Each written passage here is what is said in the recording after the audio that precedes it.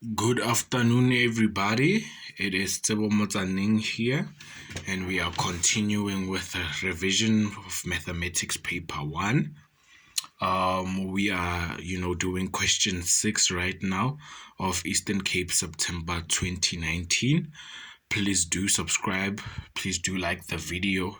Talk to us in the comments and tell as many people as you can that we are revising for mathematics this side. So we are continuing with functions now, and we have question 6. And what it says is that given that f of x is equals to log base m of x, right? So we have 6.1, and 6.1 says determine the value for m if the point 64 and 3 lies on f. Okay, so with this one, it's pretty straightforward. Let's identify which graph we are dealing with. First of all, we are dealing with a logarithmic graph, which is the inverse of an exponential graph, right? So with your exponential graph, you'll have something like this.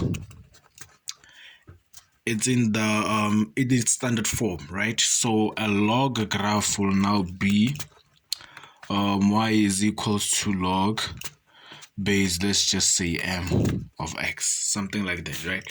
So they tell us that a point on this graph now is 64 and 3, and that's basically all we need, because if we have the knowledge that a point is on a graph, we can substitute it in the formula, in the equation, and all of those things. So let's just substitute. We have 3, which goes to the y value, is equals to log base m of x, and our x value is 64, right? Let's put it in brackets. So from here, it's just a matter of solving for m, but then how, right? So I have this, kind of mind map or blueprint whereby you can use it, especially when dealing with logs and all of these things. So basically what it says is that log to the base of a value is equal to your exponent, right? So if you can always remember this, then you are done. You are 100% done. So according to whatever we have here, we will put it now in terms whereby we will find our m, right? So my base now is the m, right? So I'll have my base as an m, and my exponent is this 3 over here, right?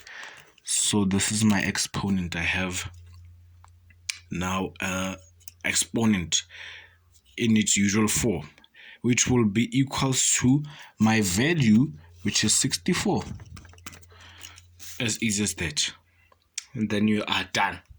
And from there, we have to kind of, write 64 in terms of in a place whereby it can have a power of 3.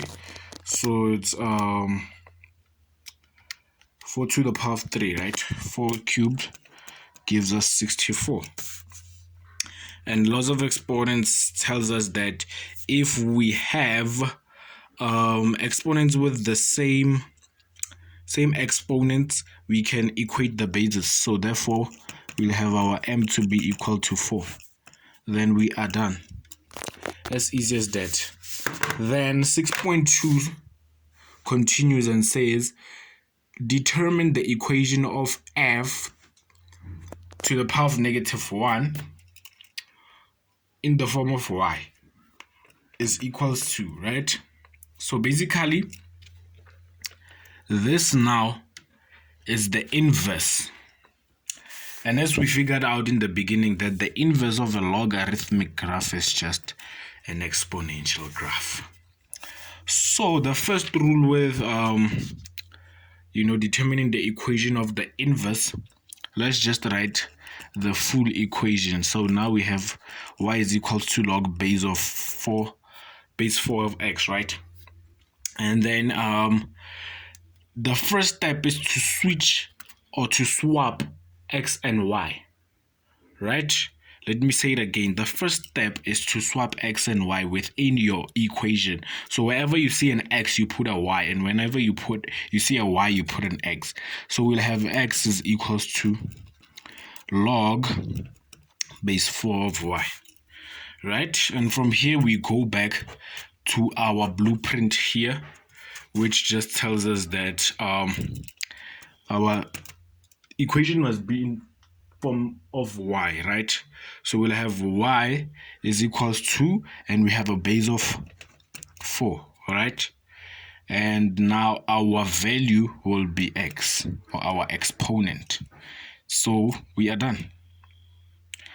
And now here is, here's our graph. Here's our equation of the thing. Okay, then let's move on to 6.3. It continues to tell us that 6.3, draw a neat sketch of the inverse, meaning the equation that we just wrote. Now they want us to sketch it out, showing all intercepts with the axis. Indicate at least one other point on your graph, and it's only 2 marks, right? So please, guys, follow us on Tsebo's Tutoring Academy. Just follow us there.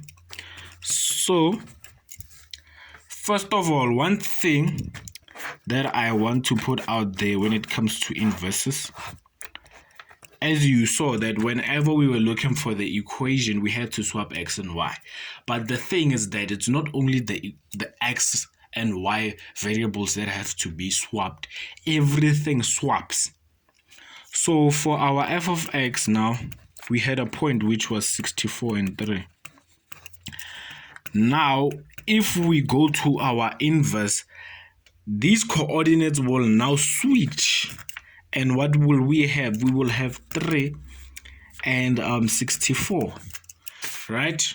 So we have our graph now in the form of y is equals to 4 to the power of x. And let's look at, do we have any x-intercept? Not really. Do we have any y-intercept? Yes, definitely. So with the y-intercept, we have to make x 0, right? So if we make x 0, we know that laws of exponents tell us that any number to the power of 0 is just equals to 1. So now we have 2 points already that we can sketch. And with an exponential graph or a logarithmic graph, you only need 2 points. If you have 2 points, you are good to go, right? So we have our 2 graphs. Let's just sketch quickly. But I want to put a disclaimer out before I even start sketching, right? So my standard, what's this? My standard exponential equation is something like this. And then Q now represents my horizontal asymptote. But then in this form that we were given y to the power of x, there is no value for Q. But does that mean that if there's no value for Q, that means our graph does it takes away basically the horizontal asymptote? And the answer is no. We still do have an horizontal asymptote, but it is at either our y-axis or x-axis. So at your y-axis it will be for your logarithmic, and at your x-axis it will be for your original exponential graph, right? So we do have an asymptote here. And just a recap, we said an asymptote is a line that a graph can approach but cannot touch. And if the x-axis now is our asymptote, it just clearly tells us that we will not have an x-intercept, right? I hope that makes sense. Let's get to sketching now. We have our first point, which is 0 and 1. It will be somewhere here. Our second point is 3 and 64. So we have 1, 2, 3. Then let's say 64 might fall somewhere here, So just connecting everything, the x-axis is my horizontal asymptote. So now I'll have 3 and 64 here. I have 0 and 1, and I'm done. Another thing that I like to do whenever I'm drawing my graphs, I said it in the previous one, so just want you to just get into the habit of writing where we are reflecting our graph. So now, since the inverse is just us reflecting the graph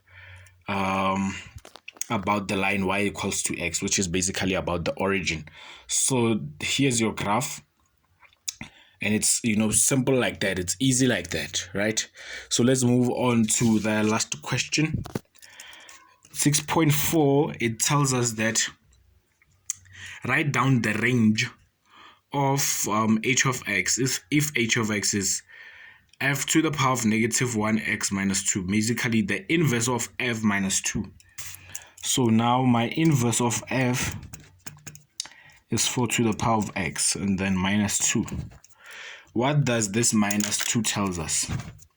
This minus 2 tells us basically that my graph for f, meaning my inverse of f, was shifted 2 units down. It was shifted 2 units down. So let's go back to this graph that we just drew now, and let's see. If we shifted 2 units down, that means each and every point must be shifted 2 units down. But then moving up and down means we are focusing on the vertical movement, and the vertical movement of a point affects the y-axis, right? So it will basically affect the y coordinates. So for our y-intercept, we had 0 and 1. So here at our point of 1, if we subtract 2, we'll have 1 minus 2, which will be negative 1. So we'll have 0 and negative 1. So this will be our new x-intercept. So this is the x-intercept, the y-intercept, I mean, for h of x, right? As well as the point. Now we have 3 and 64, but then subtracting 2, we'll have 3 and 62, and it will be somewhere here. And overall, what is happening is that our asymptote is also being shifted 2 units downwards. So the asymptote of f now is found at the line y is equals to negative 2, right? I'm just sketching it so that, for explanation purposes, so that you can understand this better. So this point will be 3 and 62.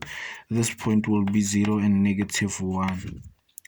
Then here's everything. So now the question says, write down the range. And the range now basically talks to all of the y values of a graph.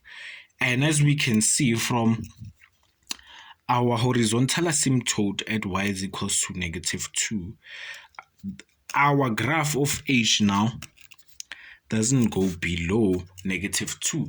So it starts from above negative 2 until positive infinity, as it will continue, right? So basically now your range will be something like y is an element of negative 2 until positive infinity, right?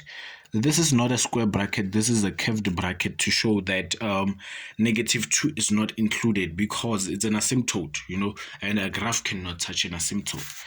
So now, another way you can write it down, you can just either say y must be greater than negative 2. And that is that. I hope that, everything made sense. This was a pretty, small question, just 7 marks.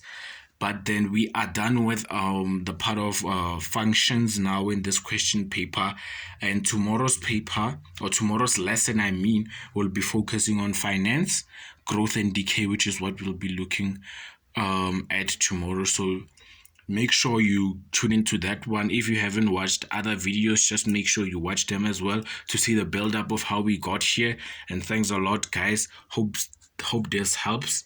Hope you guys are working, hope you guys are practicing, hope you guys are putting in the work, you know, even though it's the weekend. But you know what they say about the weekend: do not let the weekend be your weekend. Let me write it down quickly.